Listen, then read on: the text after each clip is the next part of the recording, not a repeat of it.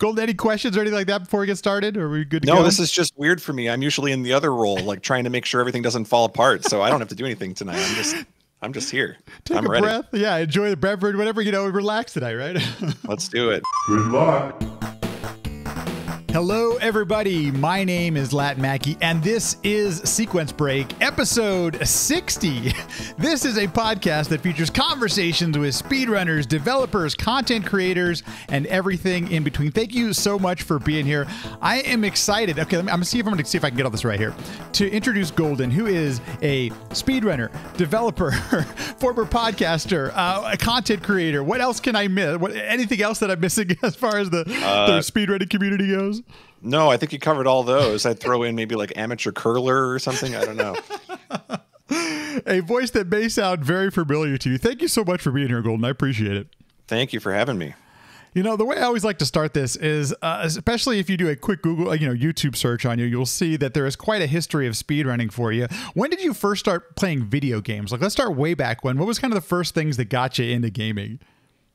Well, I started very young. I remember I was maybe 3 or 4 years old when I had known how to start up games on my dad's old computer. So had to have all the DOS commands memorized and everything. And I don't know, something about it caught me at like 3 or 4.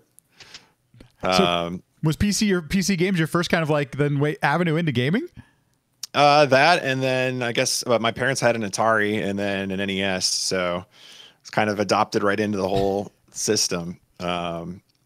But yeah, no, I distinctly remember, I think there was a game called like Wacky Races, which was just this old DOS like kart type game. And that's like my first childhood gaming memory. I don't know. Not sure why. Not a very memorable game, but no, and it's one of those games that I've never heard of before. So at this, when I hear that, I kind of wonder at some point, like there must be a handful of DOS games that are just lost the time. Like, have you ever seen that game ever again since then? No, I mean, I've even had to look it up afterwards to make sure I didn't make it up. So no, it doesn't really stick out that much, I guess. I think it was based on I want to say it was based on a cartoon, but I don't know for sure. Pale Horse in the chat just saying, is it based on that one cartoon? Well, there you go. It must be. There you go. Well, that's pretty awesome. It's funny too. I think I'm still 30 for another year, but the PC generation of gaming where you had to learn, how to enter things into a command prompt and stuff. I was curious if that sparked any sort of curiosity in the way computers operated. And, is that any way, do you ever equate that to maybe planting the seeds of some of your early interest in development or anything like that? You know what? It's really funny. I had virtually no interest in development going through school. I took one computer science class in high school, and it was mostly as an excuse to play StarCraft during class because they let us just play games when we finished our homework. So it wasn't really something that was on my mind. I actually, when I went to college, I had the idea that I was going to be a 5th grade teacher. I had always wanted to teach.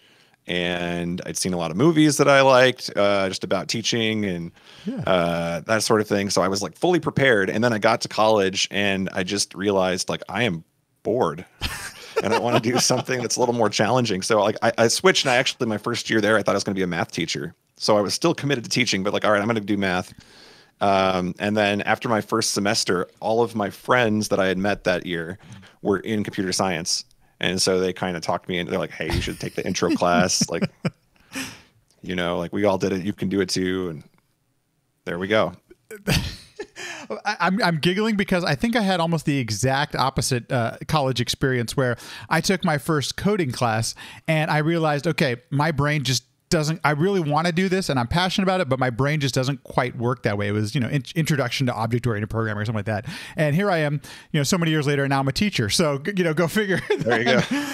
It's funny the way we have all, our different experiences and like that. And so when did then speedrunning become a thing? How did you discover speedrunning? Is it something you just tried on your own, or did you find something, on the internet that perhaps led you down that path? Yeah, it's kind of interesting. I mean, I think growing up, there were different games that had like time attack modes and that sort of thing that were, on my mind, but never really like committed to. And so I always knew of the idea anyway, or like something like it in the back of my head.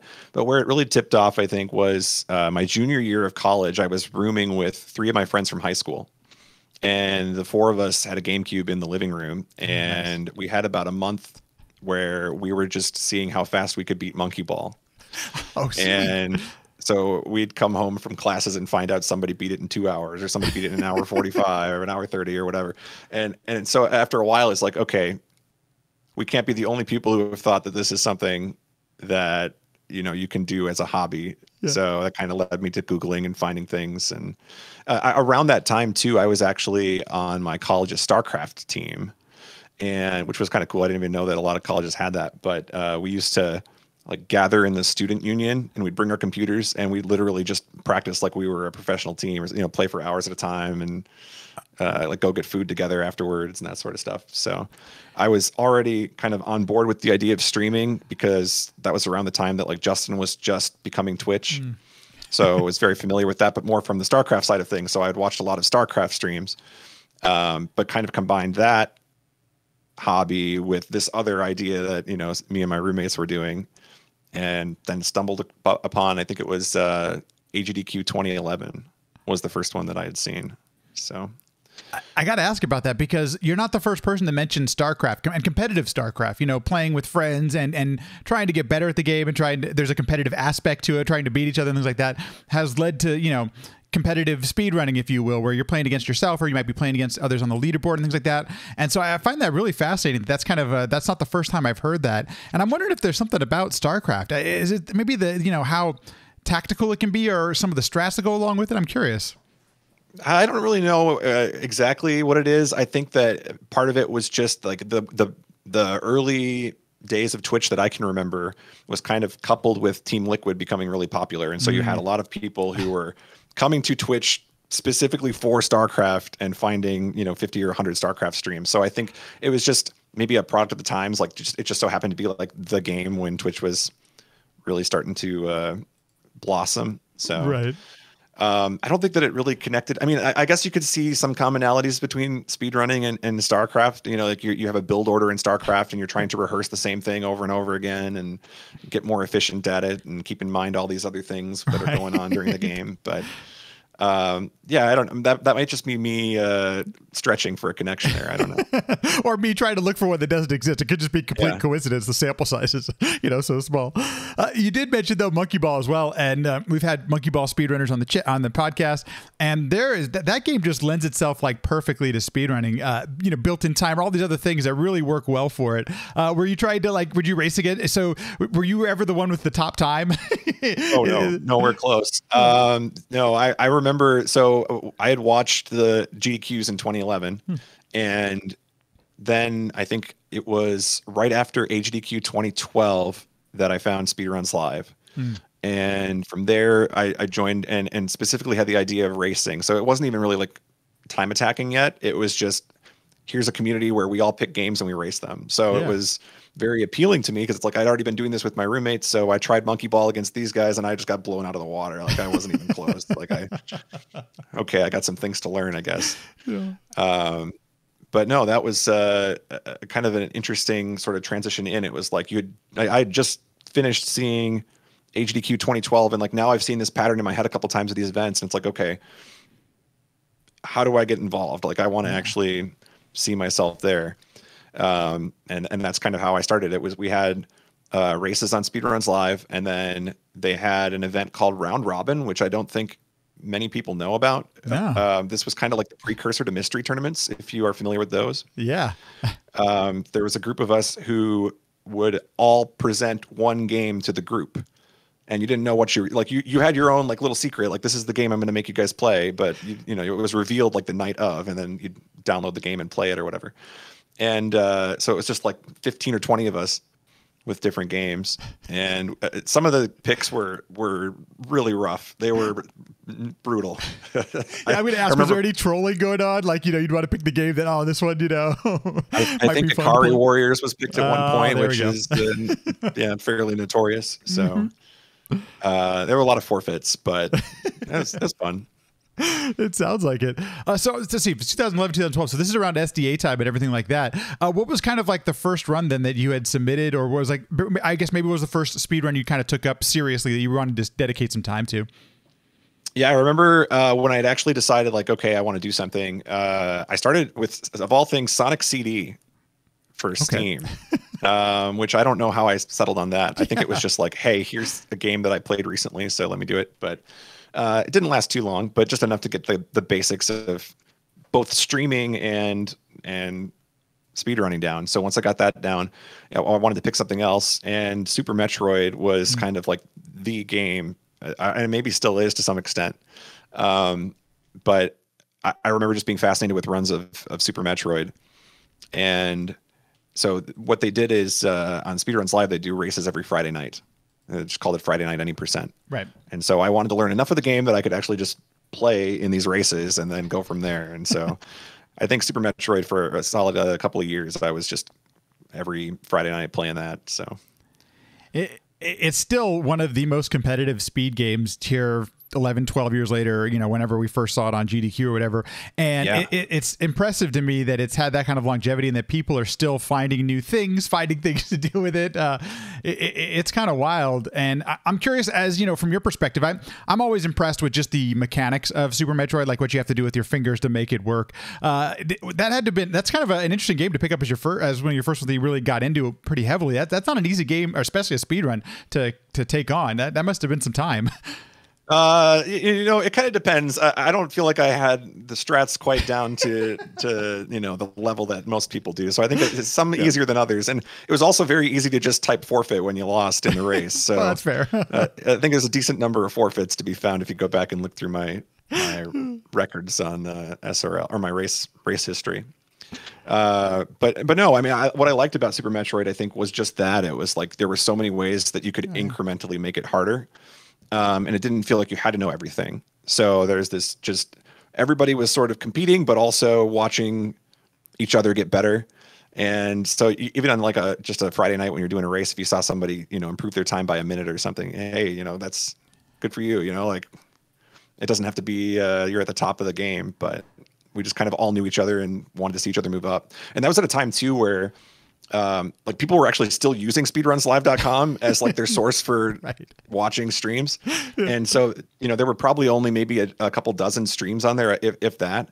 And so you would know everybody. I mean, like these names were just names that were familiar to you. And it's like, you knew you could tune in. And like, if I said Spike Black right now, like nobody in the chat would remember who Spike Black is except for me, because it's like at the time, like I watched every time Spike Black would do any percent runs, because it was like the late night Super Metroid stream. So yeah, it was just like a different time. Like the community was still growing and kind of trying to discover what it was.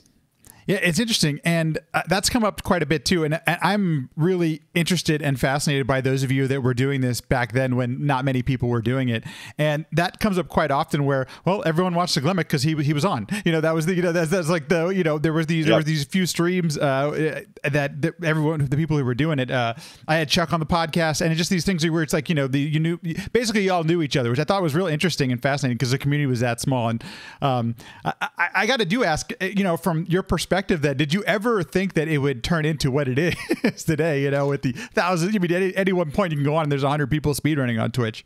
Yeah, it's funny. I remember what GDQ 13 was the first one that I went to. And when I was there, I remember Duckfist was kind of doing this documentary, and I don't know if it ever went anywhere, but he was just interviewing random people throughout the event and trying to kind of keep track of, you know, what this kind of moment in time was. Yeah. And he had a couple minutes with me, and I do remember he asked me, like, what do you think this community looks like in 10 years? And I was saying, oh, it's going to, you know, grow, and we're going to be selling out theaters everywhere, and there's going to be like on stage productions and that sort of thing. So I was close. Like we never like had it like in an auditorium somewhere physically, but pretty darn close. The last GDQ that was live, 3,000 people, you know, near a couple 100,000 at its peak, you know, watching concurrently. So you're not far off on that one. Yeah, no. And you could just kind of tell, I mean, like at the time it was so novel, like the idea of it. And it was just a matter of people needed to find it. Right. And I think that all of us that were involved kind of knew that there was going to be some level of growth. We just didn't really know like what we were in for at that point. That's pretty cool. That was your first GDQ experience. Were you a runner at that point, or were you just attending your first one? That was so AGDQ 13 was my first one, and actually my first sort of real involvement in the community was right before that. There was an event called the Number SMW Marathon. So back in you know, the old days of speedrunning, we used to hang out on IRC. That's how we would connect and chat and all of that. There was a channel on the Speedruns Live IRC called Number SMW, and it was all about Mario World, which I had just been picking up at the time. And they wanted to do an event to raise money to bring people to HDQ 13. And so one of my first involvements with that was just being like the on-air guy, the donations guy, the, you know, spam Franker Z in the chat guy. And so it was like that kind of like really small community thing turned into a really large and successful event. And then from there it's like, okay, well, I want to go and actually, you know, meet these people and see the event myself in person. It's one of those things where it's like, you're like watching a movie and then you're like, I want to be in that movie. And then all of a sudden you're there and it's like, oh wow, I'm in the movie. Yeah. Like here's the room that looks really tiny on stream, and it is really tiny in person too. There's like room for 30 people in the room. That's the one I'm always curious. Like, is it really that small when you were there in person? Because it looks like, you know, it looks this big on our YouTube videos we have it. Okay, it is that tiny. Yeah, the 4-H Center was not a venue that was catered to growth. We had to move pretty quickly out of there, but.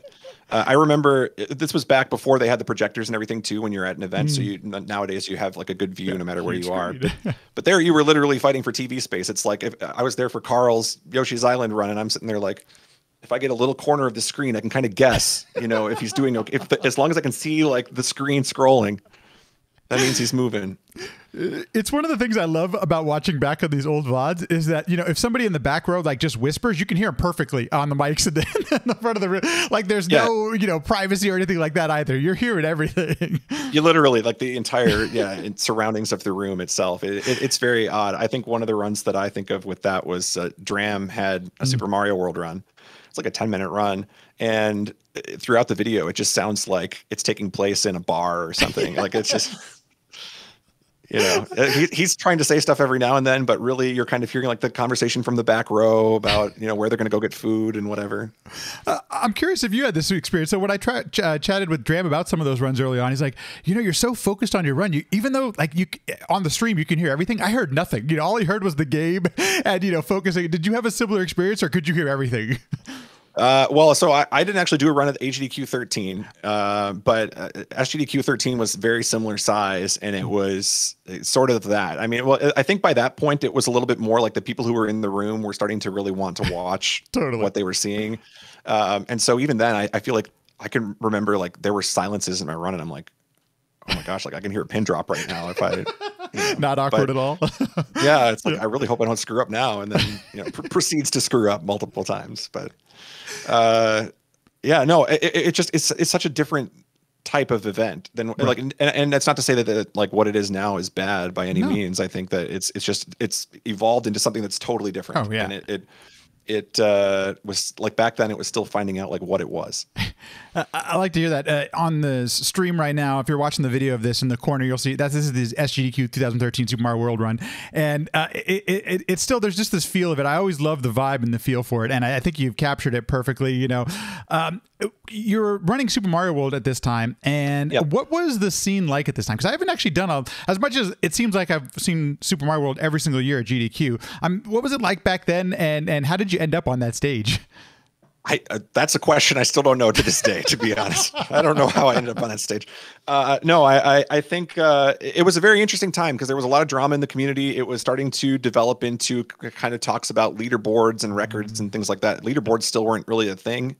I remember SGDQ 13 was kind of the first time where people were having discussions about how can we make leaderboards work. Oh, wow, and interesting. There, you know, like people as old school as Giano involved in those conversations, and Giano would say things like, it's just not possible. It's just not possible. You know, it doesn't, like, why even try? And arguably maybe to this day, he's right. I don't know, but jury's still not out yet. So yeah, it's a tough question to answer, but I remember distinctly that 96 exit was like the popular category for Mario World for the longest time. And from a viewer perspective, 96 exit had a lot of mixed emotions that some people thought like, oh, this is too boring. You're just watching them fly over every level. And so there was kind of a question of like, what can we do to make the complete game run more complete or make it feel more like Mario? Yeah. And so Carl Sagan came up with the idea for what's now known as like the Lunar Dragon Run. Back then we called it Dragon Coins and Moons. But so the idea was that rather than just flying over every level, you had to get the Dragon Coins in each level, and you had to get the moons when they were available. So it just kind of made you platform a little bit more and show off more of the worlds rather than just kind of caping over everything. And I think that the combination of like that category coming out, not enough people playing, and maybe the fact that I had been at GDQ 13, I don't even know if that like played into it, but like somehow like that amounted to me getting to play at GDQ 13, whether I was ready or not. So I think you'll see there's a little bit of nerves mixed in there, and then there's a little bit of like flubbing. If we get like halfway through this video, we might just want to turn it off. I don't know. But. No, it's totally and we'll just get past that part. You know, we'll edit it out. It's fine. If you see a mistake, it was actually a trick to save time. Exactly. You're setting up the RNG correctly. So, you know, anyway, that old joke. Exactly. That's pretty cool. That's actually super interesting and really cool. Like it's, I'm always curious too, like about this time period, because we see a lot of very similar and familiar people on the couch doing all the, it seems like we know the community was quite a bit smaller then. Yet this is where I feel like right around 12, 13, I mean, we're starting to gain some steam as a community. This thing is definitely starting to take off, and it's kind of cool to see a run that I haven't seen this run in forever, by the way, doing all the golden coins. I forgot it was called lunar coins at this point, but so it was kind of cool seeing a different way. I assumed people hadn't seen this, you know, maybe they had. I don't know. Was this a popular category back at the time? I think it was just sort of like, you know, on the like horizon of like, hey, this is the first time that we've seen something like this. So, yeah, no, I think that give it a couple years, because it comes back and it's in GDQs after, and then people start to do things with it that I wasn't capable of. And then I kind of, you know, I'm actually, I think at one point I was on donations at a future GDQ, just like watching this run that I remember distinctly. And I'm like, oh man, put me to shame. Well, and I think that's the great thing that, you know, you can track some of the progress of a game around some of these. I know the public performances aren't exactly, you know, the world records and all those kind of things, but it's nice to see, you know, at least to a point where things were, and then where they'll end up going, and still have yet to go, to be honest with you, right? I mean, at this point. Yeah, that's kind of what it is too. It's like a timestamp or like a capture of like, this is what it was like at this time, and kind of cool to be a part of that. You just kind of see like the evolution of each game. You know, I'm curious. So how did you prep for something like this, or even some of the other games that you've run before? For live events, it's just a lot of like the weeks leading up to it, just playing constantly. And for me, it was less about like when I played, we didn't really have, back in my day, we didn't really have like the practice hacks and that sort of thing. We were just getting around to having like save states on console and being able to just like save one state and be able to load it again. So there was a little bit of that, but most of the time it was like, I'm just going to play through the whole game, and if I make mistakes, I make mistakes, but really just kind of grind out these runs. And that's about the best you could hope for, I think.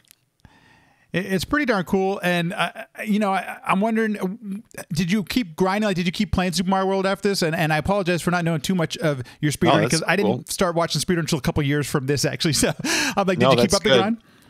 A little bit. I think Mario World for me after 2013 kind of tailed off a little bit. I was getting more into like other ways to be in the community. So like I had other speedruns that I would do like here and there.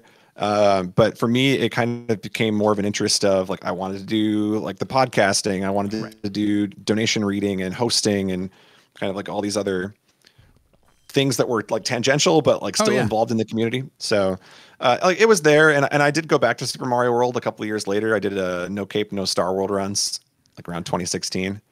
And that's a category that can really ruin your love for the game. So, well, isn't the cape the whole reason you want to play Super Mario World? I mean, that's just me, but yeah, no, I think BJW put it that way. He's like, everybody who does No Cape, No Star World just stops playing the game. So it's true for me anyway. You've mentioned this a couple of times, and I think this is so cool because I'm right there with you on this point, and that is the community. You wanted to still be involved. There are things you want to do. Like I really appreciate it, and then it sounds like the community aspect to it is important to you. What are some of those aspects of the community that you enjoy? Because it sounds like that was one of those things that kept you coming back. Yeah, well, I always knew like I wanted to do announcing or commentary of some kind. And so like I had that experience with my StarCraft team in college. Oh, nice. And kind of got like a little teaser of like what it's like to be on stream and that sort of thing.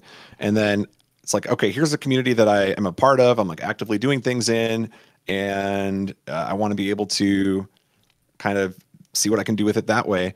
So I remember, I think AGDQ 13, that was the one that the first one I'd gone to. I was not slated to be involved whatsoever. I was an attendant, but there was one Flicky who, Flicky, if he had to, he would have gone up to the announcer and like dragged him by the collar and been like, "Get out of here! We got to let this guy try." He was that determined. He's like, "We got to get him on the mic for something." Wow. So with him kind of leading the way, I think I eventually got on there for something. So I don't know. Cool. Yeah. No, and it's obviously something you wanted to do. Yeah, slightly aggressive, but made it work. Cosmic is remembering Flicky. Yeah. That's so cool. And then, so were you streaming at the time, or is that something that you got into at kind of the same time? How did that work? I had already been streaming a little bit just from like learning about the StarCraft community and how I could actually like get a stream started. Yeah. And then I realized like, oh, I don't really want to stream this. And like, that's when I discovered speedrunning and it felt like a natural transition. So yeah, I had been streaming pretty much since I graduated college. So like probably around 2012, end of 2011. I hope this doesn't come off as a strange question, but like the first year that I was streaming, I found it tough to like find a comfortable voice for myself. And I'm curious if you had any of those growing pains. I know even though the community was quite a bit smaller then, there's still people watching and things like this. And I'm wondering, is that something that you developed or just something you were excited to do? Like, did you ever were even conscious of that as you started streaming and then eventually get on the mic at a GDQ? Yeah, I would say it's a combination of like I was okay with the idea of like being a microphone voice, but I didn't have like the webcam came later. So like for me, that was the bigger shock. Was like, okay, now I'm going to stream with my face on, and people are going to know what I look like and that sort of thing. So I remember there were a lot of streams like that back in the day too, where like you would just see gameplay and then all of a sudden somebody would like show their face for the first time. You're like, oh my gosh, that's the person, like, that's them. So no, I feel like the microphone was probably more natural, and part of it was like with races and that sort of thing. We'd be in a call anyway, just chatting, and so you had like your own kind of conversation going. That's one thing that I'm glad is still something that exists. If somebody doesn't feel comfortable on camera, they can, still. There's some of the most popular speedrunners right now still don't use, ZFG. It doesn't use a webcam, and it's kind of GDQs are kind of fun, or other live events because it's a chance we finally get to see a person if that's that's something that's interests you and stuff. But I can only imagine what that transition kind of feel like too, where all of a sudden there's a camera, that you weren't, not see all the faces you could make while you're trying to speedrun. Yeah. Oh, that's the other thing too. Yeah, you can't. It's like smash faces and speedrunning faces. They'll catch you on something. So. Oh yeah, absolutely. I don't know if when I speedrun, it's occasionally where I'll grab a controller and do start playing the game with my hands, and I'm always nervous about that one showing up on camera, like showing out who my true self is, kind of thing. Yeah. So that's really cool. Thank you for sharing some of that history in the past, because I think it's really it's kind of cool to see where everything was and then where it ends up at some point, or where it will be. Who the heck knows? One of the things I really wanted to ask you about, and I'm curious about, is kind of the history of this 12-hour challenge, and that's actually when I became familiar with who you are and your presence in the community, because somebody had retweeted years ago now. I don't remember. It seems like it's been going on for a while now, but I don't know when it started. What's kind of the history, and what exactly is the 12-hour challenge? Well, so it's people give it so much more like revere than I would expect, but it literally was like me tweeting a Pastebin one day, and I don't know if Pastebin Mondays were the biggest thing for a long time on Twitter. Kind of Poochie Darcy's mind at work there. He came up with the idea of like, I'm going to tweet stuff in a Pastebin because he loved the website so much. And then speedrunning like adopted it over the years. But no, I just tweeted out a Pastebin one day and I was like, hey, 12-hour challenge. And part of my thinking behind it was, all right, I'm sick and tired of seeing the same games from everybody. I know that you guys all want to play something else. Yeah. I know you're looking for an excuse. So let me provide that excuse for you. Here it is. Play something else. And so that was kind of like the motivation behind it. It's like, I wanted to make a community event, but I wanted it to be one that kind of shuffled up what you already knew about the community. And I couldn't believe it the first time I tweeted it out. That first 12-hour challenge had 800 people in it. I couldn't believe. Oh my God! Wow. I know. I went back and looked at it. I had to take notes on myself because I don't remember half the things I did. So I went back and looked at stuff today, and I was looking through, and I'm like, 800 people. I can't believe it was that many. But yep. Wow.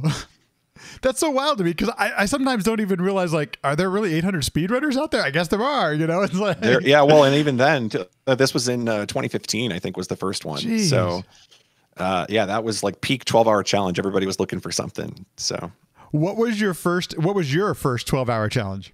Now you're going to hit me with the questions I don't remember the answers to. I can remember, like, let me see if I can even remember in order. This is not going to be in any order whatsoever, but I did Ninja Gaiden on the NES. That took me more than 12. I couldn't complete a run. It took me like 15 hours to finally get a time in that, but good thing there's no rules. Yeah, so. Exactly. It's your own rules. Yeah, I did that. I did Final Fantasy Tactics one time, which somehow finished under 12 hours. I think mostly because I've been watching a lot of it at that point. That helps. Let's see. I did Monkey Ball 2 once. Cool. What did I do for my first 12-hour challenge? That's I should know this, right? Like, I'm gonna have to Google this now and like look up. Okay, it's out there somewhere. The thing that is perfect too is the amount of time it takes, because you can do it on a weekend or you could do it over the course of a week, you know. And one of the things that I've appreciated about it is that, you know, there's typically a theme associated with it, but it's optional. You know, the one thing about the 12-hour challenge is like it's really a thing that's personal that, you know, you decide to do by yourself. And so I think that's a really interesting, and it makes it so much more approachable like that, you know, without so many hard and fast rules type of thing. I was right. It was Ninja Gaiden. I thought that came later, but that was the first one. Okay. But no, and that's kind of funny to me, is like I would get so many questions about like the rules of the 12-hour challenge. Like everybody had their little like nuances and like, but what if this, but what if that? And I was like, I just wrote a paste bin, you know. This is so to me, I think what's interesting about it is like you technically could do one whenever you wanted to, but people have kind of made it into like they want this to be this community thing, and every couple months somebody chimes in and asks where the next one is. So as if we're expecting it nowadays.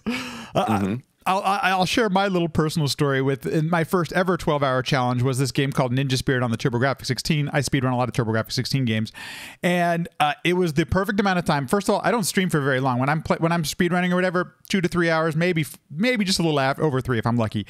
And so I was like, this 12-hour challenge sounds brilliant. So started playing it, started grinding out the game, and I was able to get a sub 10-minute run, which in that game is basically when you really start grinding for times and stuff is under 10 minutes. And little did I know, just a few months later, I submitted it to a GDQ because I'm like, nobody's ever submitted, Ninja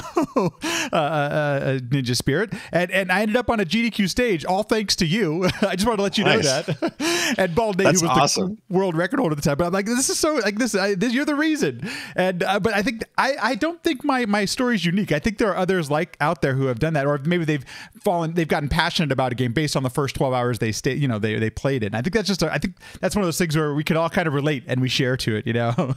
Yeah, it's really interesting the number of times I've heard like a shout out to the 12-hour challenge in like a Summoning Salt video or something, like, you know. Darbian got his start playing Wii Golf in the 12-hour challenge. It's like, okay, there we go. We got another one. The thing is, I love watching them too. Like when people are doing it, I'm like, oh, this you know, the world's best Mario player is playing Wii Golf. You know, it's like this is perfect. This is exactly what I want to watch.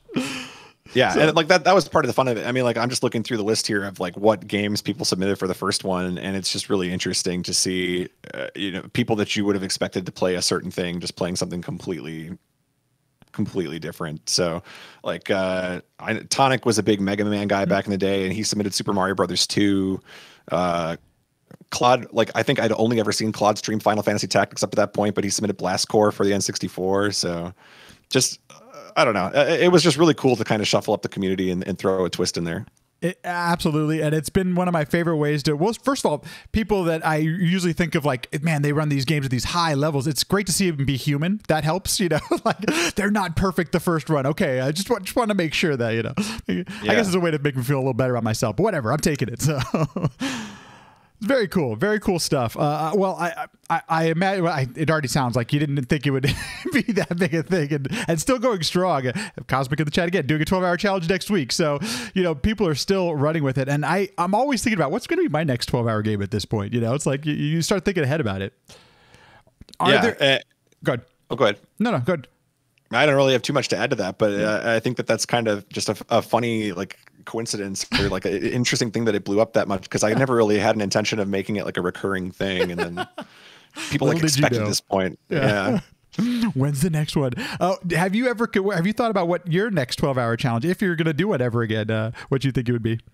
It's an interesting point. I a lot of times with the most recent ones, it's been more like if I actually organize the event and push it out there, like that's good enough.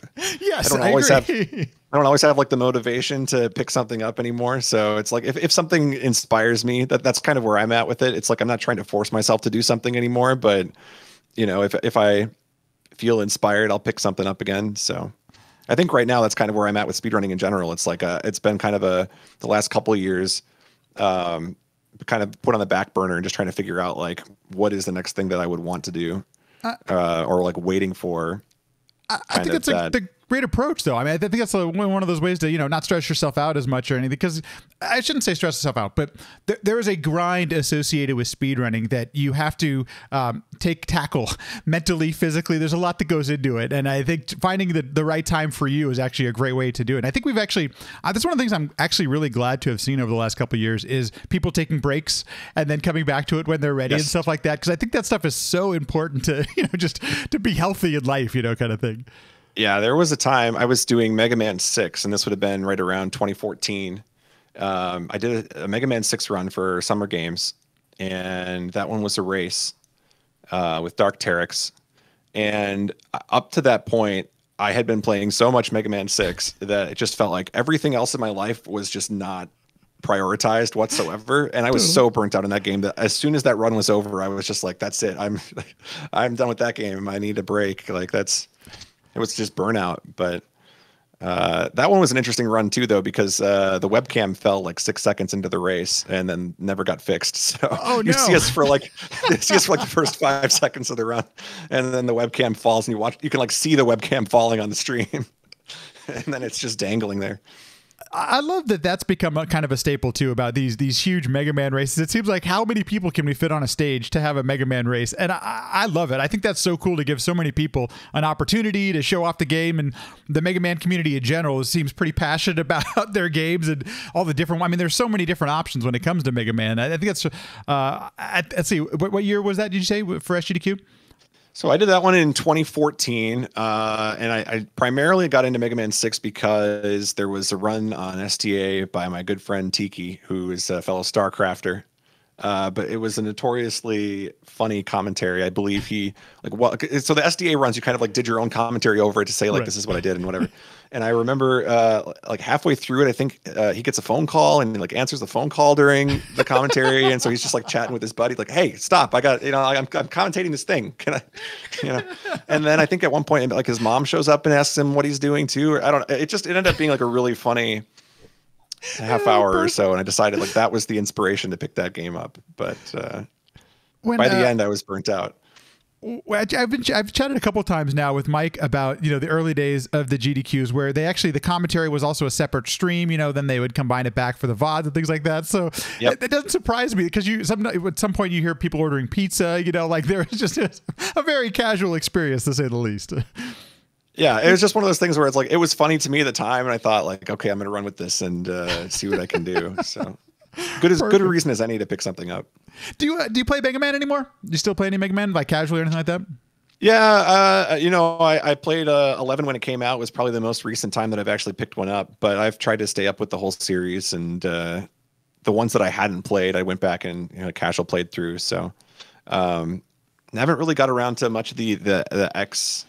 I did Mega Man X, the first one in a blind race, I think, a couple years ago. But yeah, there's still plenty of games out there to play. So there's always another Mega Man game to play. And I really enjoyed Mega Man 11. I'm not sure if everyone else has the same feelings, but I really enjoyed my casual playthrough, and it felt like it felt like a Mega Man game, even though it didn't quite look like a Mega Man game to me. But I'm not sure your experience or quick review of it. I think we might disagree on that one. I have a hotter take on that one. I say that Mega Man 11 is it's a fan game. Oh, dang, really? It feels like a fan game to me. It does. Yeah, that's actually a really good point. I can't describe it. I mean, it's not that it was like bad, but it just kind of came off as like, this feels like something, and maybe it's just because there are so many like ROM hacks at this point that no matter what you do, it's going to feel like that anyway. But yeah, that's a very good point. I mean, that's basically, I mean, isn't that Sonic, Mania is basically, it's people who were fans of the game got to make it. So, but that's, and that, it doesn't even sound like you're saying it as a negative thing. It's just, it feels like it was made by, the fan. That's pretty cool, actually. I think it's an interesting take. Yeah. Okay. No. And so like a Mega Man, I guess the thing about it was like Mega Man 6, I was burnt out on that after that race, but then I even went back later. So 2016 was the last time that I did a run at GDQ. Was AGDQ 2016, and Garrison and I raced this ROM hack called Burst Chaser Air Sliding. It was a Rockman 4 ROM hack, and the idea was that your speed was like triple, so you're moving across the screen really fast, and then you also had the ability to slide in the air. So you're just sliding across the screen, like on the ground, in the air. You're constantly moving to the right, and it was just this very fast, frenetic run. And that GDQ, I got more sick than I had ever been, and Garrison got sick the same, like right before the run. So that we're both just like 105 fever, like send me to the hospital. Like I'm ready. I don't need to be. But they're like, no, get on. Come up here for the interview. And so they get us up there for the interview, and we're both just like dying on stage. And they got the lights on you, and so now we're even hotter. And like, just see the sweat dripping down. Yeah, they're asking us questions, and I don't even know if I answered them correctly. Just like, let me out of here. And we made it through the race though. So we both finished, and it was a pretty competitive race, but I think both of us were just happy to be done at that point. Oh my God. I'm surprised you actually got through it. And the other thing too, is you probably haven't slept much. That's one of those things. No. Everything just always adds up to, No, one of the pro tips for anybody that wants to go to GDQ, don't stay at the main hotel. It's a trick. Little secret I learned over the years. You just stay at one nearby. Yeah. Stay at one nearby, you get more sleep. And it's only like a couple minutes difference anyway. This is accurate, but then you might not have stories of people that you don't want to, that are some wild things that I may or may not be able to speak about. That is true. That is true. But I'm saying, no, I'm just kidding. Not that I want to put it's a trade-off. Yeah.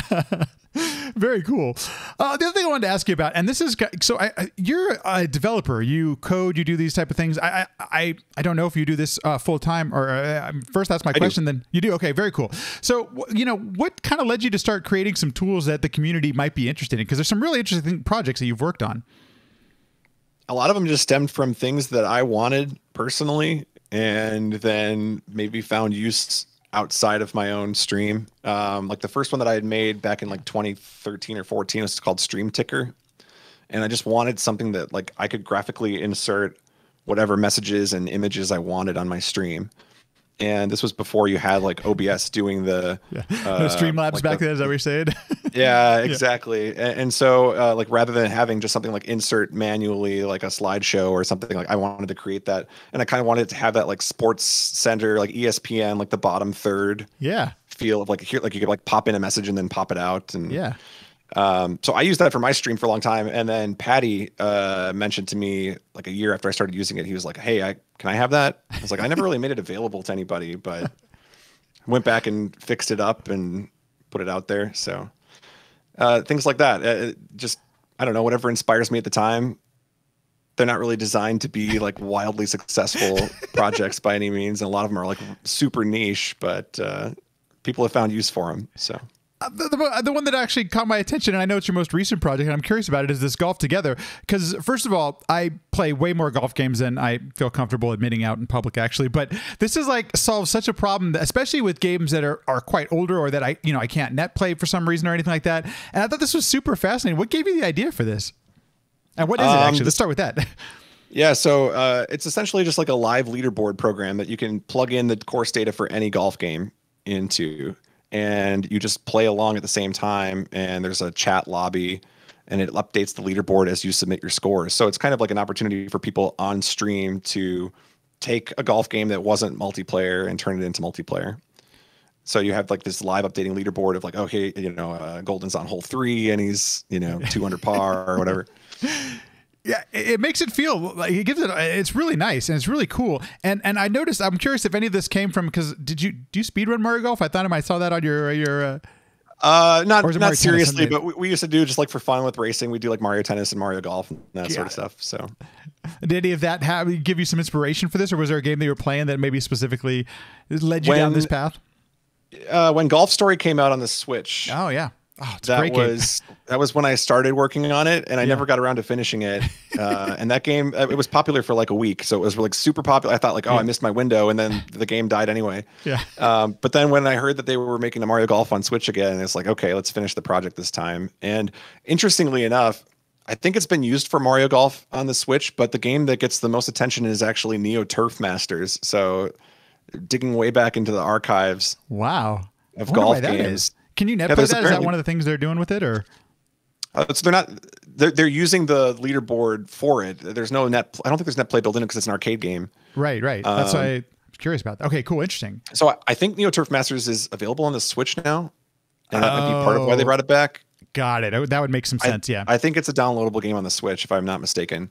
But yeah, so there's a community that plays it on like once a week on Thursdays, and they just started using the program too to keep track of the scores. So that's so cool. With arcade games, I just like automatically assume we're doing it on the Mister nowadays. I just recently got one a couple months ago. I'm like, this is the greatest thing ever. So I'm assuming that all arcade games now are Mister. But so cool. And then you did a Pokemon tracker as well. I guess what leads you?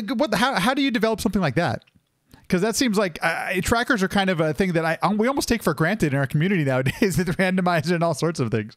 Yeah, well, a lot of it just stems from either I was playing the game at the time and I thought it was interesting, or I found a use for it. So like some of my lesser known stuff, I actually did some coding for Dragon Quest IX. There was a point in the run. I'm going to totally misremember the details on this because this was a long time ago. There was a point in the run where they had to manipulate RNG. And specifically, I think it was looking for healing items. And there needed to be a tool that like just could be used to figure out like which, based on like the amount of damage that I'm doing in combat, like which seed am I on? And so you'd enter like different numbers and that sort of thing. But it was like a super niche thing, and it was like, here was this one problem. I'm watching Tonic do a stream of Dragon Quest IX. He's like, I really wish I could have a tool that would let me do this. And I'm like, all right, fine. One thing. Give me a weekend. I gotcha. So it turned out like later on they found a way that they didn't need to use it anyway. But like for a brief moment in time, it was like, shout outs to Golden for fixing this one problem in this run. I'm always curious about, development and coding because, as I mentioned earlier, I wish my brain just doesn't quite work that way. And I'm curious what kind of led you down that. You mentioned some of your experience in college and stuff, but it's still something you decided to pursue as a career. What is it about, programming or coding that is appealing to you that you continue to do it now as a career and everything, but also still take on some of these side projects? I think it's problem solving to an extent is interesting. From my own perspective, I like the idea that if I actually put some time in and learn something, then I can make stuff that I find interesting. So, like work is work, but then when I'm at home, if there's something that I want to do, like the stream ticker or the Pokemon tracker or that sort of thing, like, hey, I know how to do that now. And so like kind of having that creative freedom to be able to just build something. Do you see any correlation or maybe any connections between coding or programming and speedrunning? There are a fair amount of speedrunners who are also developers of some sort, and a surprising amount of them have been on this podcast. And I'm always curious if there's a connection there that maybe I don't know. Maybe I'm just making it up, but it just seems like something is there. Too much time on the computer, I think, is the connection. No, I don't know. Too much time in front of a screen. Yeah. No, I think it's, I don't know. You have like an optimizing mind, when you're coding and stuff too. I think a lot of it is just trying to make something that's as efficient as you can. And even in like classes too, I remember like taking AI in college and algorithms and all that sort of, and they'd always try and emphasize, like, what's the shortest path or what's the quickest sort or what, so you were always building these things in your head anyway of like how quick can I do these things. So maybe it's just that, I don't know. It's super interesting. I appreciate the insight because I'm always curious, and I'm like I'm wondering if like, man, can I not figure something out in a speed run because I don't have this coding programming mind. But I don't think that there's plenty of teachers who are also speed runners and everything like that too. So here's a question for you. As much as you mentioned you haven't done speedrunning, you haven't done a ton of speedrunning in recent times and things like that. What kind of games are keeping you interested and keeping you playing? Off stream or on stream, anything like that you enjoy playing nowadays?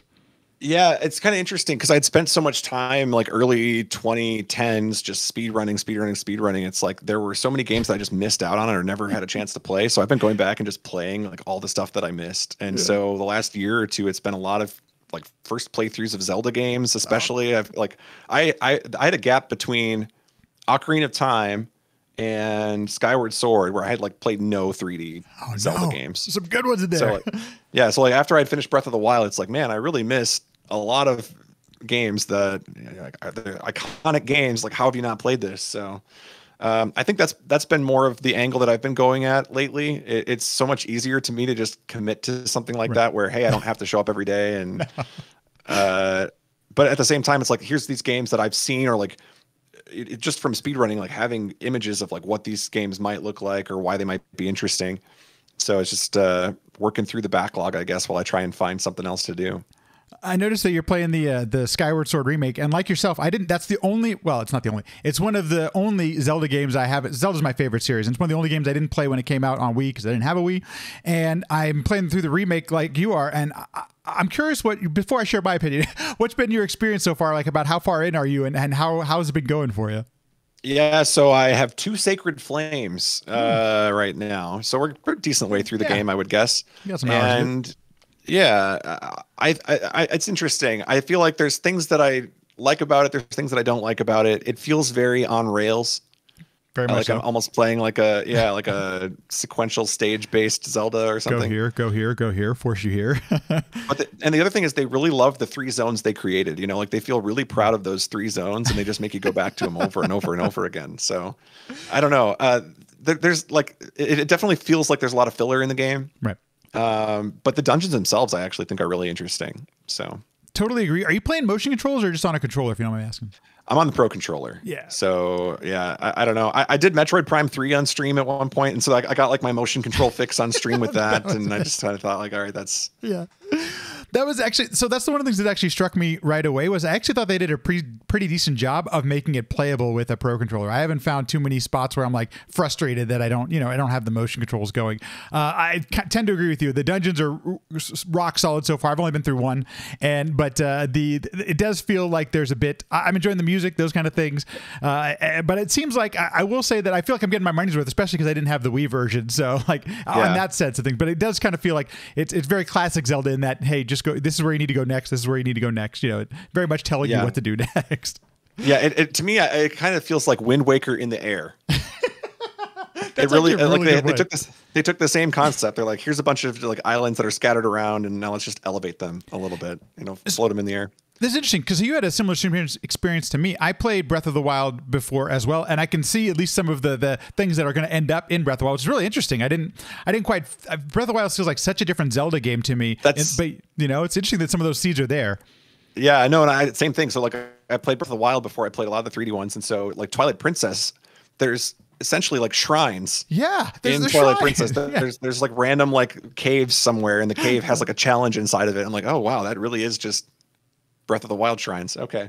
So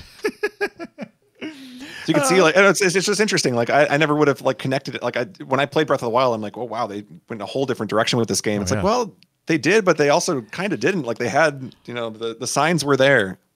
Agreed. I felt the same exact way, and now because similar to you, playing back a little bit, I'm like, oh, I'm not exactly. There were some seeds planted here. Anything else you want to take on or play in the future that you haven't gotten to yet? As you mentioned, this backlog of casual games that you may have missed out on. Yeah, well, it's interesting because like it kind of just depends on how I'm feeling. I've got a list of things like I wanted to get to. Like I've been wanting to play Cuphead forever, and I never got around to playing that. Oh yeah, great game. I think there's the what is it called? Neo. Oh yeah. So I've played the Dark Souls games, but I haven't got around to Neo, so I wanted to try that one out. But mostly at the moment, like focused on I want to get through all of the Zelda games so that I actually have like a full understanding of the series, and then kind of go from there. So I don't know. It's really interesting. Like there's games in series where it's like I've played like Kirby Superstar, for instance. Like I've played Kirby Superstar. I love Kirby Superstar. I have no knowledge of Kirby like outside of Kirby Superstar. So at some point it feels like I probably should like fill in the gaps and like try something else out. But I don't know. For me, it's just a matter of kind of what I'm feeling in the moment too. So it's not like I have like this long forecast of like, here's in exact order. A lot of it just kind of comes down to, well, I finished that. What's next? So, if we ever go back to a GDQ, do you think you'll ever, you mentioned you haven't been to one since 2016 or so. Is it something that you'd like to go back to eventually at some point and see what's going on nowadays? Or have you, and it's totally okay to say you've moved on or done, doing other things. I'm curious what your future holds for you. Well, it depends it depends how serious you want to get into it. There's reasons. Oh, there's reasons. If you don't want to talk about it, it's totally fine. I'm interested if you don't mind. Yeah. I think it's kind of interesting. So I was involved with GDQ pretty heavily from like 2013 to 2016 ish. Mm-hmm. And at 2014, AGDQ, myself and Sinister One and Spike Vegeta had done the commentary for the Super Metroid 4-player race. Cool. And that was like regarded at the time as like one of the best races that GDQ had ever done. And it's really interesting. Like, we'd still hear comments about like when people post on Reddit or something, like what was the best run that people watched, or like, they point to that Super Metroid race of like, oh, the commentary was really fun. The race was really intense. The whole room, I can't even describe to you what that room felt like. It was like there was 300 people in that room, standing room only, like wall to wall, just like anybody trying to fit in that they could. And it was like you were watching a golf tournament. Like they understood, I'm going to be quiet and just observe. I'm just going to observe what's happening. And they would applaud for the most specific thing. Like somebody would get a wall jump in a room and people would be like, wow, like, yes, I get that. Like I see it. And it was just like a magical race. Awesome. I don't know. It's something about it was just so cool. So from there, me and Sinister One and Spike Vegeta, who had done the commentary for that, we decided like we wanted to do a podcast. So we went and did the final split, which was right after Sunday sequence break had ended. So we did a podcast together for 2 or 3 years, got about 100 and some episodes in. But from that conversation, we had come up with the idea that like GDQ needs a pre-show, because at this point it just would go live like cold and start. Yeah. But we decided like, why not give it like a preview treatment, like get people excited for it, show them what they're going to get for the week. And so the GDQs that followed, I think it was, I want to say it was 2015, maybe it was SGDQ 2014, but in any case, we started doing pre-shows, and most of the three of us were on it. And sometimes we'd have like a rotating fourth that would fill in, and we would just preview the event and say like, hey, this is what you guys can expect. And we would do interviews throughout and kind of made it more of like a production of like feeling like you're at the event rather than just like seeing the event unfold. Yeah. Like it kind of just injecting more life into it, I think, with those interviews and that sort of thing. Absolutely. So I did that for a while. And then I would just say it's like a series of unfortunate events. I was at AGDQ, I want to say it was 2016. I always get the timeline wrong on this. It was an AGDQ. I was in the practice room during Super Metroid, and Super Metroid is a game that I'm very fond of. I have a lot of connections to it in the community, and specifically like just really want that game to do well whenever it's shown. I had heard, so I'm in the practice room and we're just like playing something on Super Nintendo or something and like watching it on the screen. And I'd heard that there was like a lot of audience noise going on, and like people were just being rowdy and kind of like disrespectful. Oh no. And so I had heard that something had happened that had caused the audience to calm down, and that like CFB had said something and the audience had calmed down. So I tweeted at CFB, thank you, not knowing like the context of what I was tweeting for. And so then I go, so now like the run is getting towards the end, and I walk down to the marathon room and I'm getting yelled at. Oh no. like what do you do? Like, what are you thinking? Like you need to delete that tweet right now. Like you're in trouble. And I'm like, I don't even know like what I did. Like I thought I was, so I got kind of like a really harsh warning, and they were like, okay, you can't do GDQ anymore if you're going to do that. So I wrote up like a whole apology. I'm like, I don't even know the full context of what I did or like what just happened. Yeah. So the SGDQ rolls around and they're like, okay, we'll give you one more chance, but we're going to put you on like a really tight leash. Okay. Like you can't screw up. You can't, just make it through this event. You'll be fine. Um, and so we do the pre-show. Pre-show goes fine. Do some interviews. That's going fine. We get like halfway through the week, and there's a moment where we're standing in like this lobby area, and there's a poster on the wall, and it's got the rules of the event on the wall, and we're talking to Spike Vegeta at the time, and Spike Vegeta is saying like, I'm very concerned because there are people who are following me around. It's just like I'm really like weirded out by what's going on, and like I'm kind of feeling down about it, like it's putting like a damper on my event, that sort of thing. So Bonesaw and I, who are really good friends at the time, and tend to think we're funnier than we probably actually are, we do like a funny photo where he's like kind of creeping on me, and like I'm like in the front, like acting like, oh, you're creeping on me. So we take the picture, and of course, all right, put it on Twitter because we think it's funny. And next thing you know, it's like, okay, bad timing to say the least. Yeah. So part of it maybe it's just like being young and not having a filter, and part of it was just like not understanding the significance or like that sort of thing. And this isn't a defense, but GDQ, rightfully so or wrongfully, whatever you want to say, has some very tight rules that they have to follow because of the charity aspect, and it's so big nowadays and all those kind of things. And and it sounds like you really, sure, good. I don't want. No, it's one of those things where it's like I can completely understand like what the decision making was at the time and that sort of thing. And it just kind of sucks because it feels like there was never an intent to be malicious or like do something that was going to be perceived that way. But then that's how it was perceived by the staff, and so that sort of spelled the end of like me getting to do pre-shows and interviews and all that. So it kind of sucks because I think a lot of people like to think like, oh, this is like a happy ending sort of thing, and like everybody is continuing to get to be involved in that sort of thing. And for me, it's been like for a while after it happened, I was really bummed about it because I thought like this is a community that I've poured so much time into. We did like podcasts, like JRTA marathons. I don't know if you're familiar with those. No, I'm curious about those. I was curious actually what those are. Yeah. So for 2014, 15, 16, and 17, I organized an event called the JRTA Marathon. And the idea was we wanted to raise money to bring Japanese runners to GDQ because they had never been to GDQ before. And so we hosted, like I did all the scheduling, organizing everything. Like I'm going to host it, and we're going to find people to kind of like rotate in shifts and just do this online marathon. Yeah. And the first one we did raised like $13,000. It was insane. Oh, wow. Hell yeah. So that's great. We had brought over the 4 years, we'd brought, I think 10 different runners to GDQ to get to participate in different races and that sort of thing. So it's like really cool things that have happened throughout the community, and like really like things that I'm really excited to have been a part of. And then to have like that high paired with like the low of, well, you got kicked out for your 2 tweets.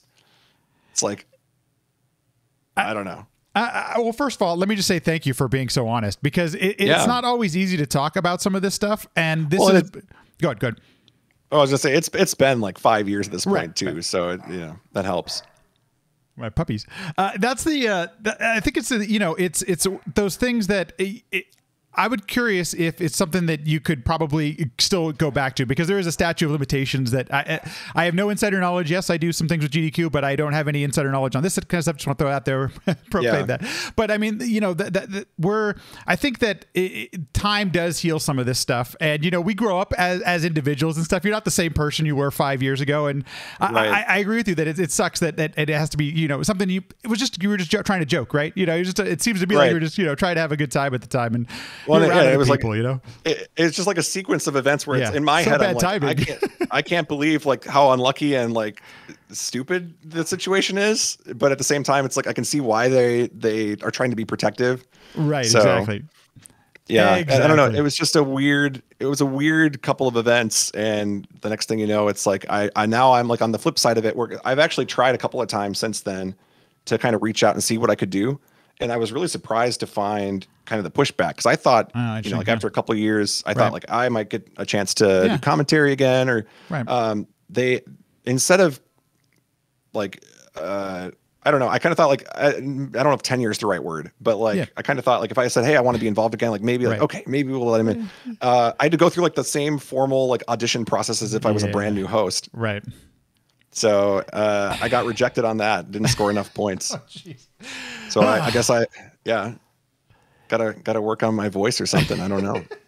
Well, I mean, it's rules. I mean, the Yep. little bit that I know of is that there is quite a strict amount of rules that we have to follow nowadays, and that's because Yep. of all we're raising a lot of money for charity. The entire community raises a ton of money for charity, and so I understand that aspect. No, I I get it too. I mean, like it's one of those things where you want the people involved to be the people who represent well, and right, exactly, and that sort of thing. So I don't know. It's one of those things where it's like it's an unfortunate thing that happened like a long time ago, and it's sort of like at that point I felt like I was kind of getting removed enough from the community anyway. In like I had just done my 2016 run, right?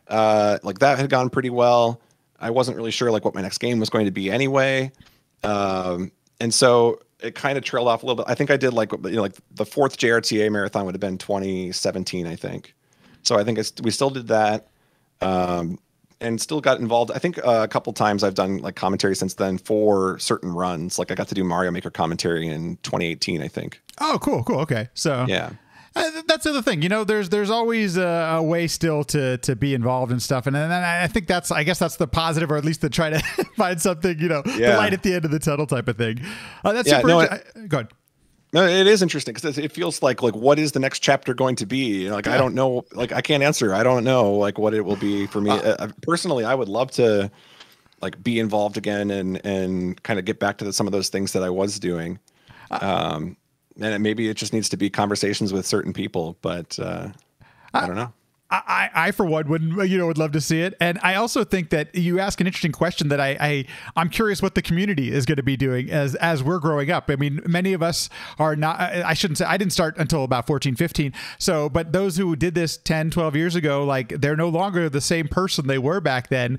And what's the next generation or the future of the community going to look like to begin with? Because first of all, I don't see speedrunning going away anytime soon, but I can definitely see things that have kind of changed or that interest, people and things like that, and the kind of toll it can take on you mentally and physically, as we talked about a little bit earlier. Yeah. Well, that's the other thing too. It's like, I'm not getting any younger. So I feel like at a certain point, like maybe like that was like the moment in time where like that was the magic, and maybe there's something else to be done. But part of me still thinks maybe there's still some magic out there and I just got to find it. So I don't know. I was surprised. I got a call out of nowhere in 2019. I got a call from Twitch Rivals, and they said, we're doing a Mario Maker 2 event and we need commentators, and we were given your name as somebody who should do it. Yeah. It's like, I don't know how this happened, because like, first of all, like I've done Mario Maker 2 streams, but they're not like the defining thing of my stream. Yeah. And I'm really only like, the only reason I'm known for it, I guess, is like my commentary from GDQ. So I don't know like how it came to be that I got this call in 2019, but Twitch Rivals was like, hey, we want to fly you out and we want you to host this competition on our set in California. And so like on like 3 days notice, I flew out to Burbank and got to do some commentary for that event. So that was surprising. That is so cool. Yeah, I don't know. Like, I don't know where that came from or like what, and like, it's been nothing ever since. Like, that was it. Like, that was the cap on everything. Well, Rivals has been, that's a whole separate podcast topic right there. We could talk about Rivals, but there's been some, I live in Southern California. So, and I work with some of the people who were on that actual Rivals, which that one was great. It was a lot of fun. The commentary was top notch. I remember I did some editing for that. I was like, oh, this is really cool and stuff like that. There's been other ones that have happened that affected our community when the folks doing Fall Guys and some other stuff. There's a lot of, drama. I wouldn't say drama, just been some interesting things that have happened around the Rivals stuff. So, very cool, man. That's so awesome. You never know. You never know what's gonna happen. That's the thing. It's like like 1 minute I think like, oh, I'm like detached from this, and like now it's time to find the next thing, and then the next thing it's like, oh, hey, come on back, do this. So I don't know what it's gonna look like, but well, I'll tell you what. The other thing that's interesting too is because the events like GDQs have been online now. Right. It's just like a different landscape too. Like who knows what it's going to be like when we do see them come back in person. So I made the mistake. Oh, good. I didn't go to AGDQ 2020. So the last one we've had. The last one. I was like, I finally was like, all right, I'm just going to sit this one out, because I've gone to, I had been to every one of them from AGDQ 13 to SGDQ 19. And so when they moved it to Orlando, I was like, all right, I'm just going to sit this one out, let it run once, see how it goes. And then that was like the last one we ever had in person. So, the one time you're sitting it out. Yep. Whoops. I'm curious if you've watched any of the online stuff, because it's been an interesting thing where it doesn't, in my opinion, this is just my opinion, throwing it out there, that it doesn't have that same live energy, which understandable. There's no crowd, no audience, but we've gotten to see some things that we would never have gotten to see in a live person. So we've traded a live event. So we've traded off some of these things. Have you gotten a chance to watch or have any thoughts on it? Yeah, well, it's kind of interesting. It kind of harkens back to some of the really, really early GDQ events, because some of the things that they did, like Japan Relief Done Quick, I think, way back in the day, that one was an online only one too.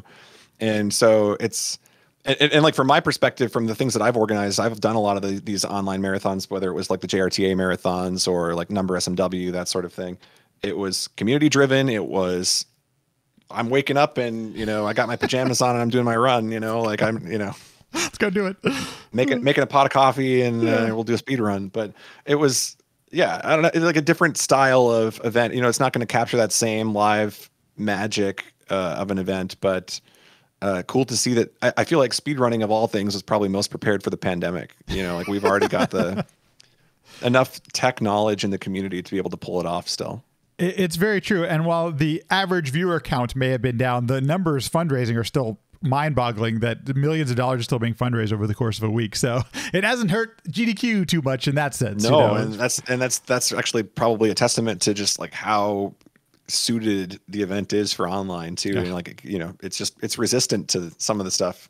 And our community. That's one of the things to be honest with you, it's the reason I actually one of the reasons I started speedrunning was to be able to contribute to these charities and different things like that. Like if I can't afford to donate at a certain time, maybe I can do a run to help out, those kind of things. And the fact that at this point now, between so many events going on over the course of a year, millions and millions of dollars, our community is continually fundraising, not just, one-offs, but continually fundraising. It's pretty awesome. Golden, thank you so much for taking some time. This has been fascinating. And I once again, I'm going to just thank you for, being honest and sharing some real interesting insight. It's been really awesome and fun to kind of go down this trip of memory lane, if you will, and relive some of this stuff. It's pretty cool, man.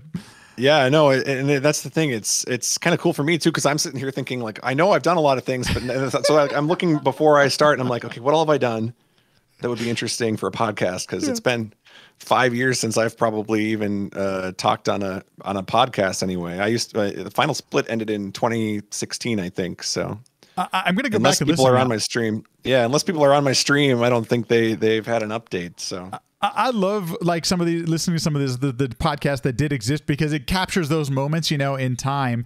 And one of the great things I've really enjoyed about a podcast is that we can talk more than just, you had that chance for that half an hour while you're on, the hour that you're on the stage, you get the behind the scenes stuff. And I just find it really interesting, because there's so many different walks of life in speedrunning, and we all come from different places, different things. We all have different stories, and I appreciate you taking the time to share that, because it's super fascinating, man. It's been real interesting.